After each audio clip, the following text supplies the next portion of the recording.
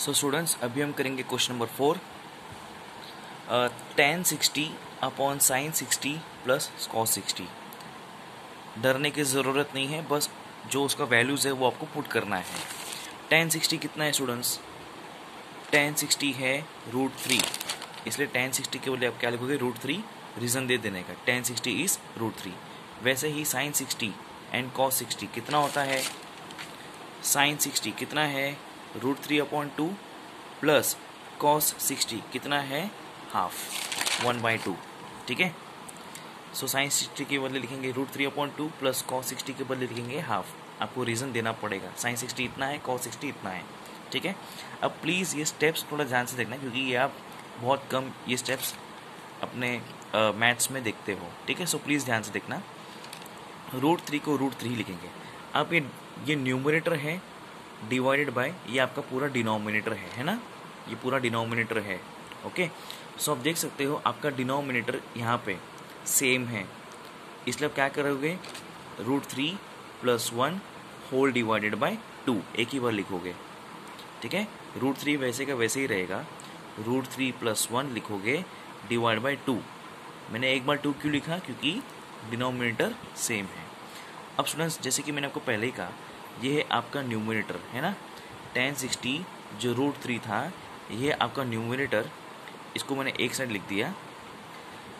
Divided by जो आपका नीचे था डिनोमिनेटर, ये जो साइन 60 एंड cos 60 जो था डिनोमिनेटर, जो अब √3 + 1/2 हो गया है, उसको मैं यहाँ लिख दूंगा।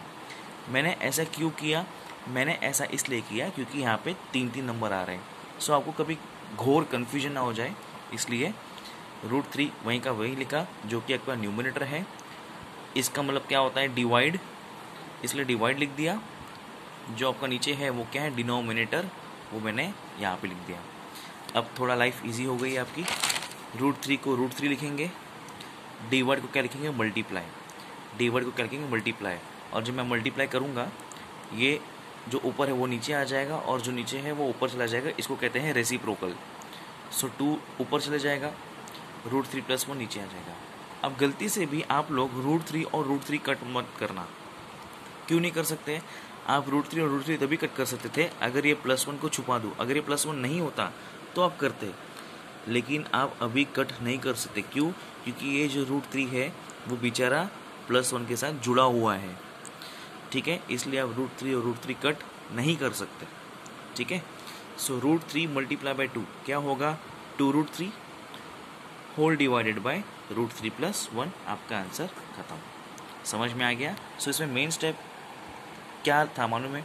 ये जो आप डिवाइड करते ना, वो √3 जो न्यूमरेटर था उसको ऊपर ही रखना, और जो डिनोमिनेटर था वो यहाँ पे आ जाएगा। बीच में डिवाइड है तो डिवाइड हो जाएगा। डिवाइड का अपोजिट क्या होता है? मल्टीप्लाई।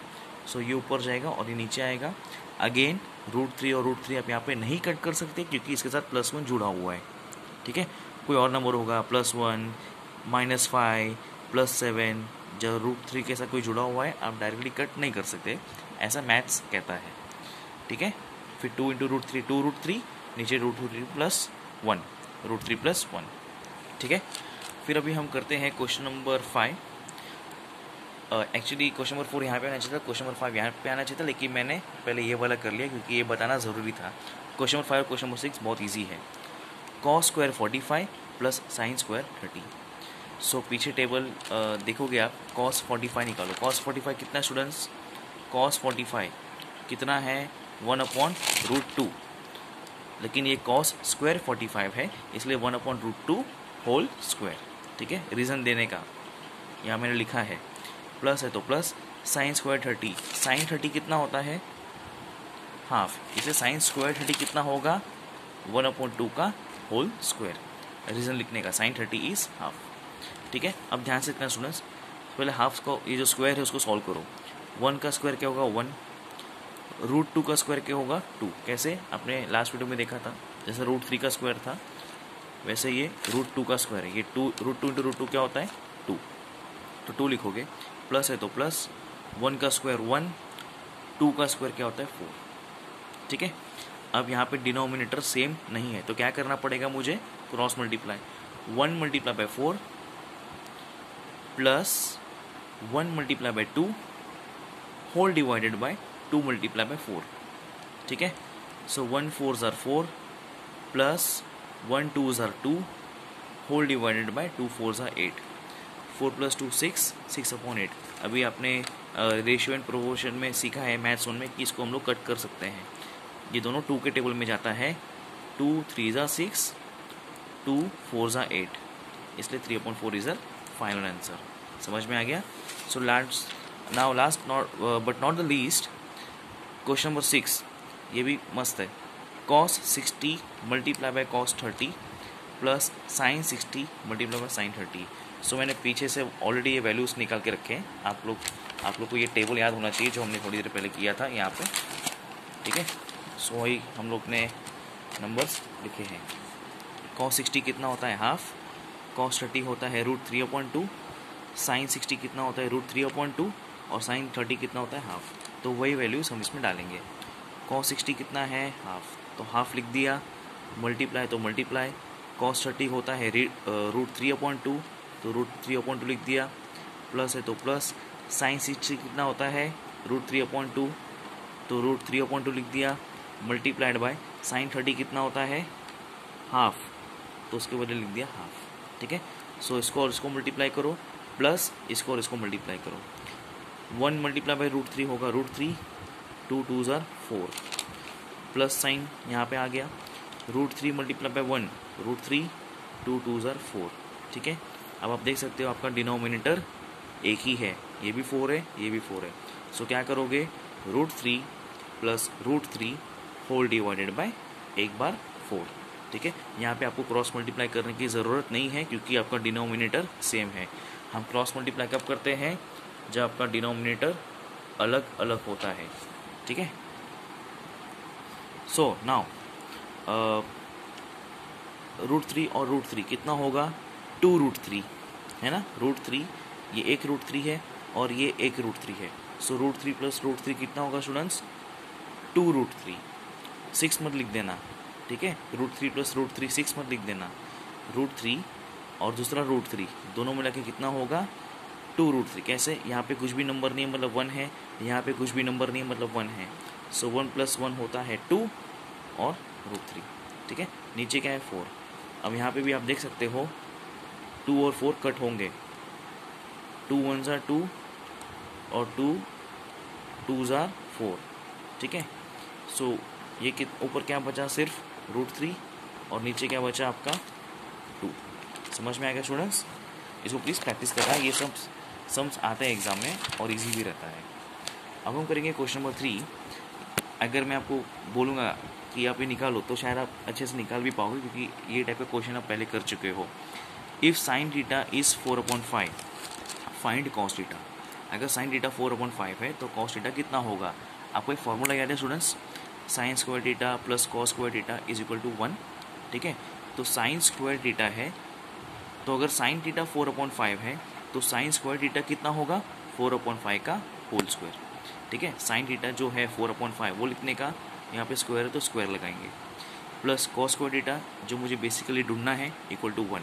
रीज़न लिखने का, sin थीटा इस 4/5 ये अपने को क्वेश्चन में दिया गया है, गिवन है, ठीक है, क्वेश्चन में अपने को दिया गया है।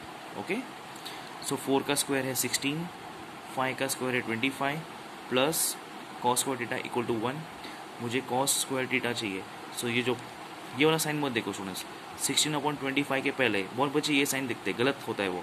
16/25 के यहाँ पे कोई भी साइन नहीं है, मतलब वो प्लस है, वहाँ जाएगा तो क्या हो जाएगा -16/25। So cos square theta equal to 1 minus 16/25। इसको हम क्रॉस मल्टीप्लाई करेंगे क्योंकि अंडरलाइन सिर्फ यहाँ तक है, अपने को पूरा चाहिए।